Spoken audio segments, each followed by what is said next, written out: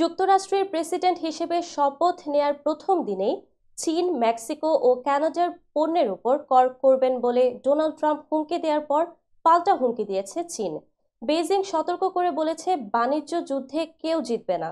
গতকাল মঙ্গলবার যুক্তরাষ্ট্রের চীনা দূতাবাসের মুখপাত্র লিও পেংইও বার্তা সংস্থা এএফপিকে এক ইমেইলে বলেছেন, চীন বিশ্বাস করে যে চীন মার্কিন অর্থনৈতিক ও বাণিজ্য সহযোগিতা প্রকৃতিতে পারস্পরিকভাবে উপকারী।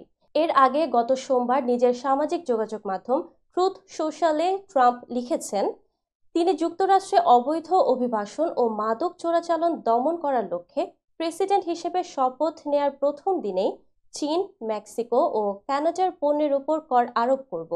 যুক্তরাষ্ট্রের নবনির্বাচিত এই প্রেসিডেন্ট আরও বলেন, 20 জানুয়ারি প্রথম নির্বাহী আদেশে আমি মেক্সিকো এবং কানাডা থেকে যুক্তরাষ্ট্রে আসা সমস্ত পণ্যের উপর 25% শুল্ক আরোপ করার জন্য প্রয়োজনীয় সমস্ত নথিতে স্বাক্ষর করব। এরপর আরেকটি পোস্টে ট্রাম্প জানান, তিনি মাদক চোরাচালান মোকাবেলায় ব্যর্থতার দায়ে আমদানি হওয়া চীনের পণ্যের উপর অতিরিক্ত 10% শুল্ক আরোপ করবেন।